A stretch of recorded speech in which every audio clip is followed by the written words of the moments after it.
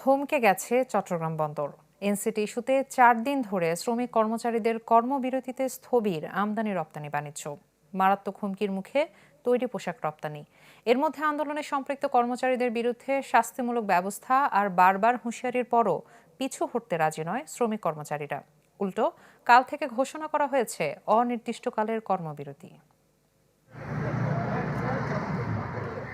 স্থবির দেশের প্রধান সমুদ্র বন্দর। মঙ্গলবার দুপুরের এ দৃশ্য চট্টগ্রাম বন্দরের সাধারণ কার্গো বার্থ জিসিবির। অলস দাঁড়িয়ে আছে জাহাজ, নেই কন্টেইনার ওঠানামার ব্যস্ততা। মুখ থুবড়ে পড়েছে এনসিটি সিসিটির কার্যক্রমও। জাহাজ আছে সরঞ্জামও, নেই কেবল কর্মযোগ্য। শ্রমিক কর্মচারীদের টানা চতুর্থ দিনের কর্মবিরতির জেরে একেবারেই নাজুক চট্টগ্রাম বন্দর। মারাত্মক হুমকির মুখে আমদানি রপ্তানি বাণিজ্য। চরম অচলাবস্থা তৈরি হয়েছে রমজান কেন্দ্রিক পণ্য খালাস আর পোশাক রপ্তানি কার্যক্রমে। চট্টগ্রাম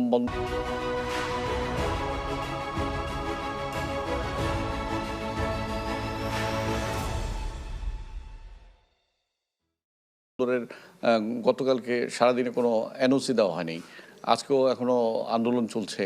তো এই জাহাজগুলো কিন্তু কন্টেনারবাহী জাহাজ না, এগুলো কন্টেনার বাইরের অন্য জাহাজ, যেগুলো ব্রেক বাল্ক এবং অন্যান্য পণ্যগুলো নিয়ে আসে। বায়ারদের কাছে যে মেসেজটা যাচ্ছে চট্টগ্রাম বন্দরটা এই কার্যক্রম বন্ধ হিসেবে, সেটা কিন্তু আমাদের কারো জন্য কিন্তু কোনো শুভকর মেসেজ না।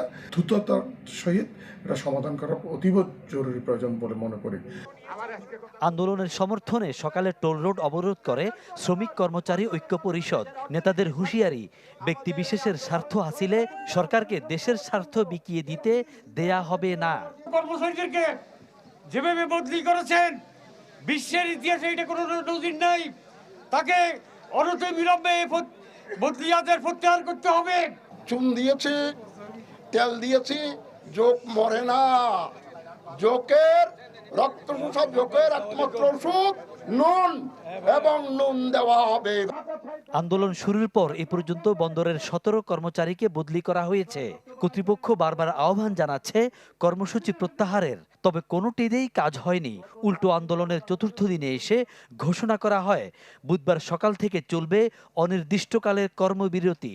জনাব আশিক চৌধুরী, খলিলুর রহমান, আরও অন্যান্য কর্মকর্তাগণ আমাদের নেগোসিয়েশন কমিটিকে প্রেশারাইজড করার জন্য, চাপ দেওয়ার জন্য ইতিমধ্যে বিডিও অফিসে উপস্থিত হয়েছেন। আগামীকাল সকাল 8টা পর্যন্ত আজকের কর্মসূচি ছিল। পরবর্তী সিদ্ধান্ত না হওয়া পর্যন্ত আমাদের এই কর্মবিরতি চট্টগ্রাম বন্দরে চলবে। বন্দর ব্যবহারকারীদের মতে রমজান এবং নির্বাচনের আগ মুহূর্তের এই কর্মবিরতি দীর্ঘমেয়াদী নেতিবাচক প্রভাব ফেলবে দেশের অর্থনীতিতে, বাড়াবে সংকট। ফখরুল ইসলাম, চ্যানেল 24, চট্টগ্রাম।